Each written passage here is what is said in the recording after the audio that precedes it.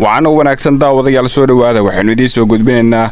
xogta ku saabsan shirka golaha samata bixinta iyo madaxweyne Xasan Sheekh Maxamuud oo ka soconaya magaalada Muqdisho faahfaahinaya inuu kaga helna saaxiibayaal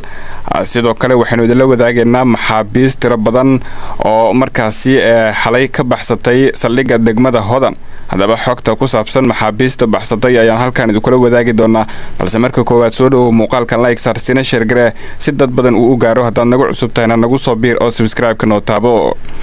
aynu ku bilownaa waxa haatan magaalada Muqdisho ka soconaya kulan muhiim ah oo u dhaxeeya madaxweynaha dawladda federaalka Soomaaliya Xasan Sheekh Maxamuud iyo xubnaha golaha samata bixinta qaranka ee mucaaradka kulanka waxa uu daba socdaa ballan hore oo labada dhinac hore ay u yeesheen waxa uu noqonayaa kulan haatan xasaasi ah maadaama miiska ay saaran yihiin qodobo muhiim ah oo quseeya masiirka siyaasadeed ee dalka haddii lagu guuleysto oo isfaham buuxo laga gaaro qodobada taagan waxay calaamad u noqon kartaa in dalka uu markaasi u jihaysto xasilooni siyaasadeed iyo wada shaqayn muuqato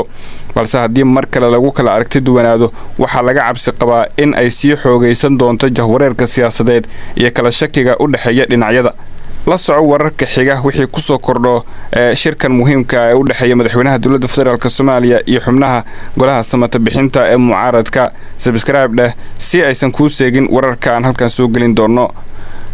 dhinaca kale faahfaahinada dheeraada ayaa laga helayaa maxaabiis tiro badan oo xalay ka baxsaday saldhigga degmada Hodan ee gobolka Banaadir kuwaas oo ku eedeysnaa dambiye kala duwan oo culus ilaa 27 maxbuus ayaa la soo wariyay in hal mar ay ka wada baxsadeen xabsiga iyaga oo markaas jabiyay darbiga gadaale ee dhismaha saldhigga kadibna sidaas ku baxsaday wararka ayaa sheegaya in maxaabiista baxsatay oo u badan dhalinyaro ay ku eedeysnaayeen dambiye ay kamid yihiin kufsi dhac dadweyne iyo isku daydil waxaana qorshe u ahaa in loo gudbiyo maxkamadaha ku shaqada leh si loo horgeeyo sharciga saraakiil ka tirsan booliska Soomaaliya